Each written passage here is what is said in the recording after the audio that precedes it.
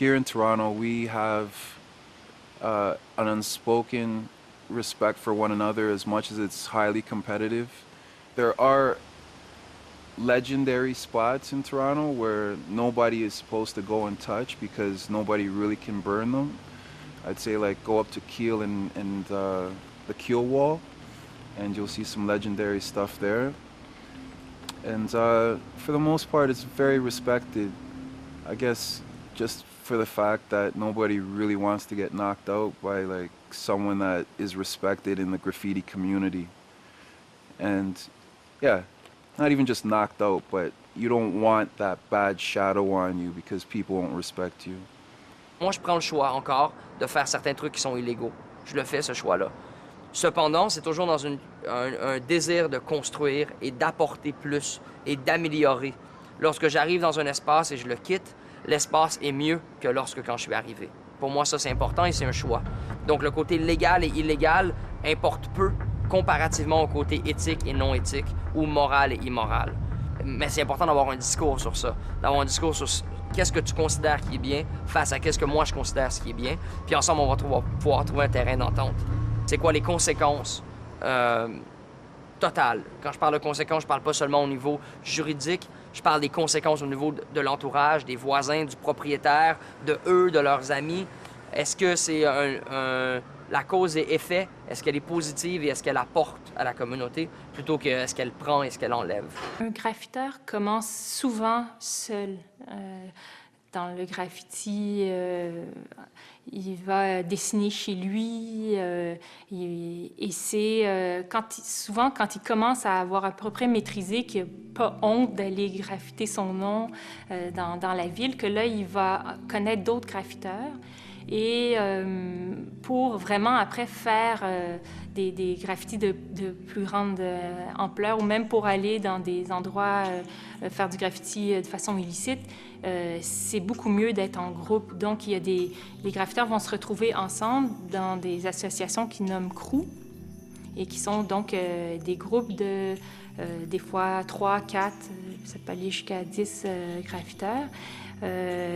Ces associations de graffiteurs sont pas éternelles. Souvent, ça peut durer seulement quelques années.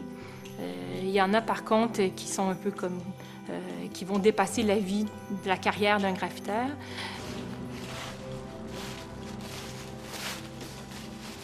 Well, everyone loves company. And if you're there all day, you don't want to be alone. It's always great to have people around you. And you know that in that moment, they have the same goal as you.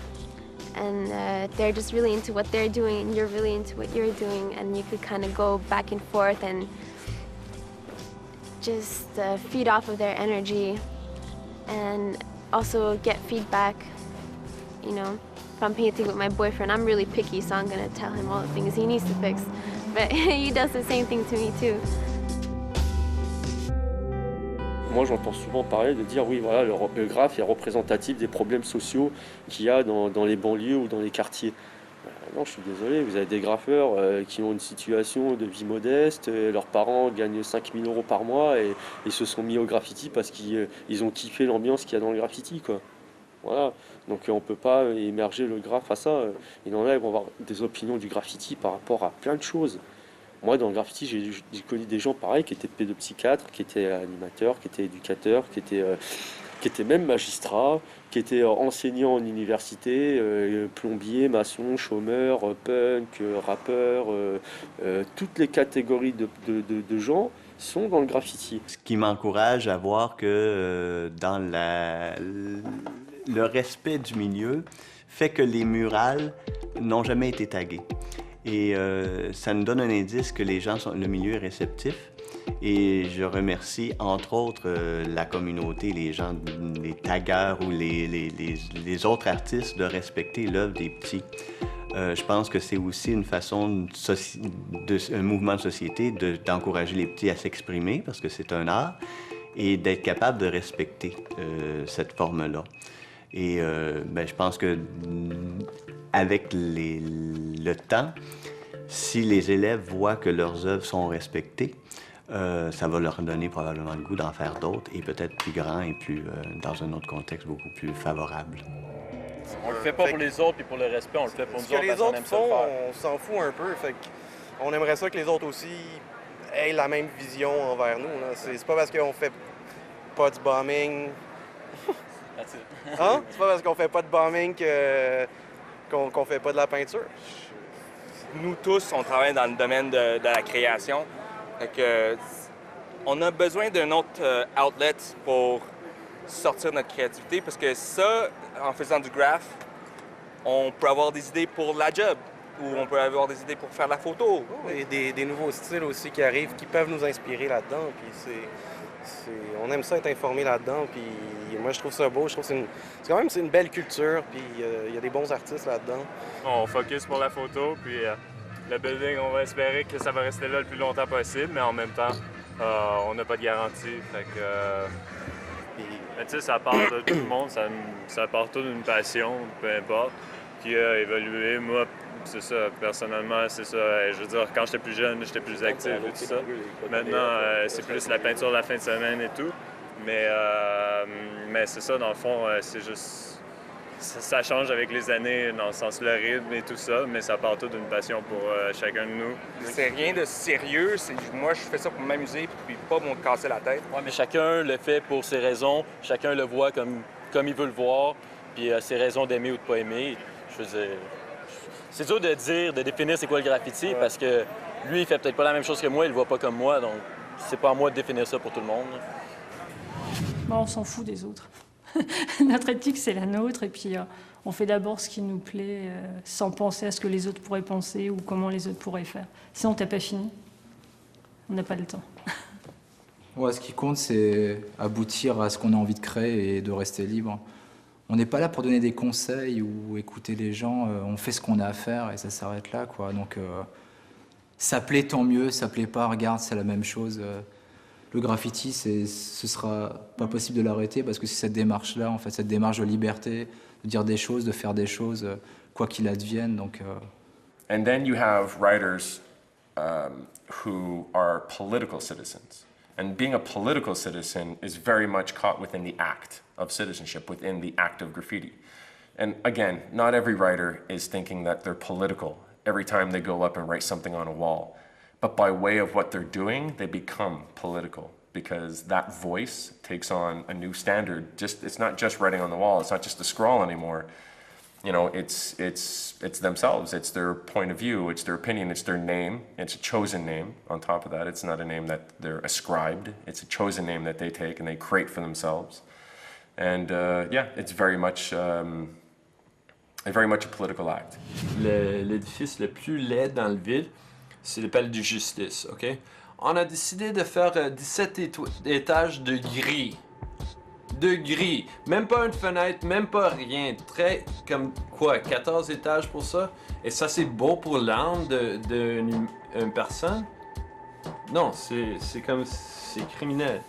Visuellement, c'est criminel, puis... je suis pas d'accord, il y a aucune couleur là. Gris. Tu sais...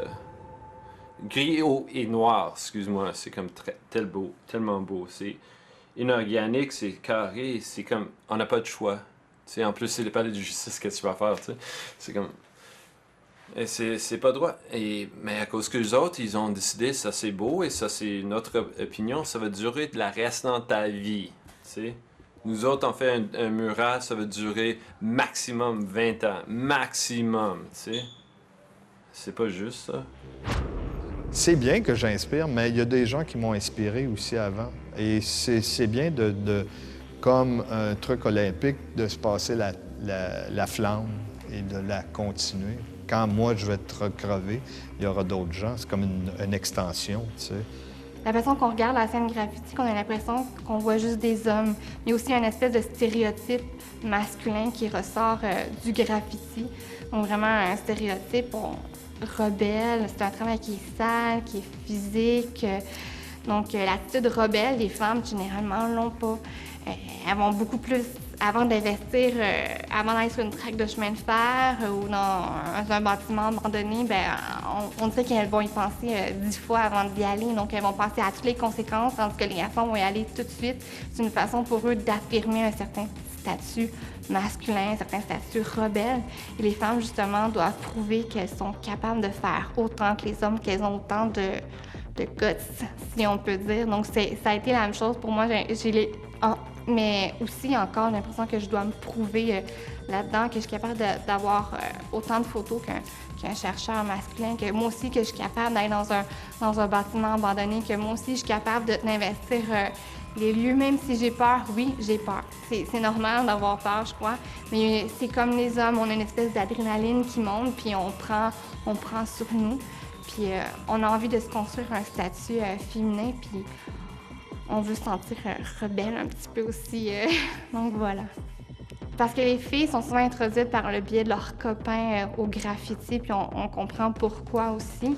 Donc c'est comme ça qu'elles commencent à en faire. Elles doivent prouver qu'elles ont autant d'importance, qu'elles peuvent faire autant que les hommes, mais parce qu'elles sont introduites par le biais d'un copain, bien souvent on va les traiter de graph whore.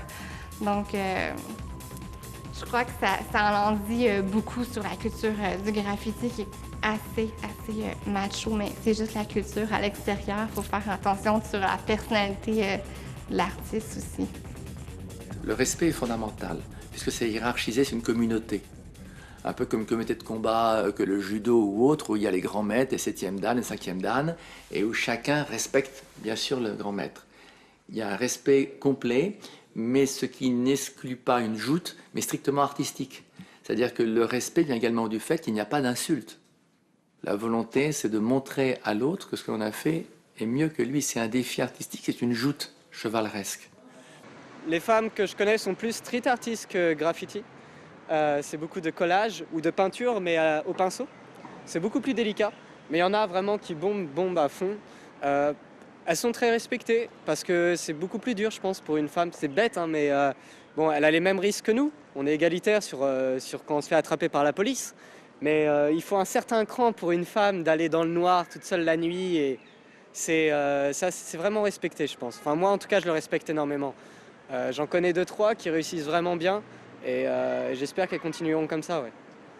Moi qui peins sur le thème des enfants soldats, ou Chalak et Aïcha qui peignent vraiment sur des thèmes sur la vie en général, la terre, ça les intéresse et ils sont vraiment contents parce qu'ils se disent que les femmes ont des choses à dire. Voilà.